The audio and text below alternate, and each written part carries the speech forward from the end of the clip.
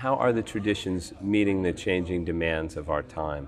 And I wonder if you have a sense, because you're somebody who's taken in a sense, the global ecological crisis, particularly with relation to species extinction and some of these horrendous issues that we're facing.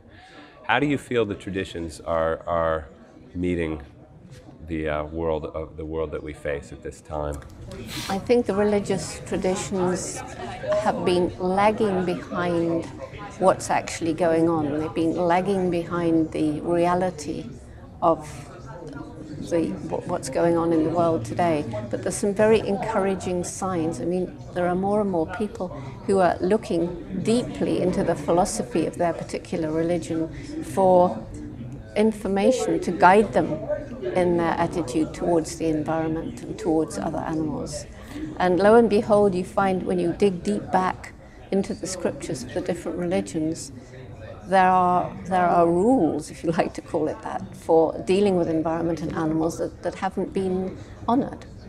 I think there's been a tremendous emphasis on, human spiritual development, on morality, on ways that we should live our lives as it relates to how we deal with other people.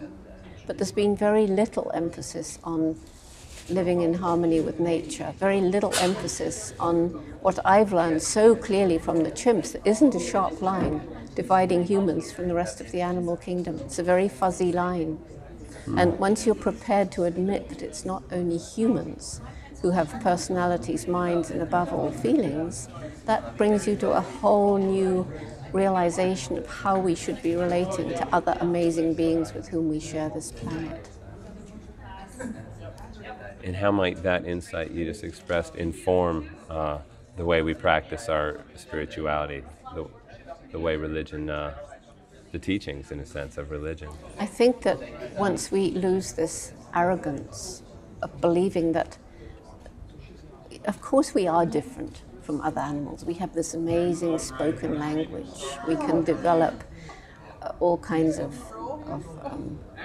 attitudes towards life, which is not possible unless you can discuss ideas. Once you believe that animals with whom we share the planet are sentient and sometimes sapient, then it raises a lot of ethical problems when we think how we use and abuse them so often, including in religious beliefs.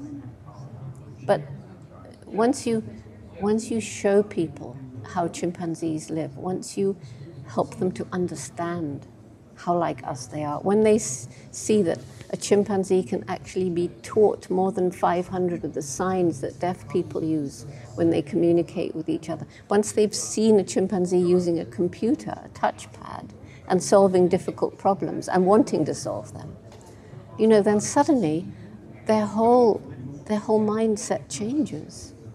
And that's what we're moving towards, changing that mindset.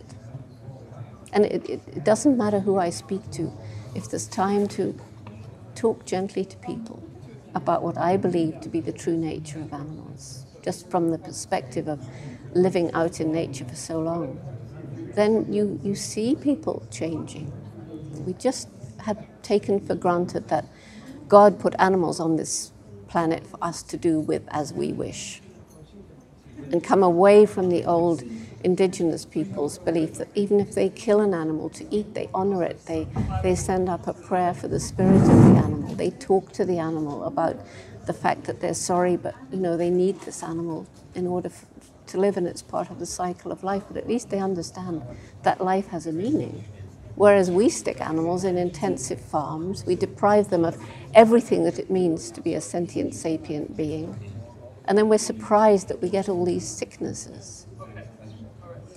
So it behooves us, from the point of view of our own survival, to treat animals better.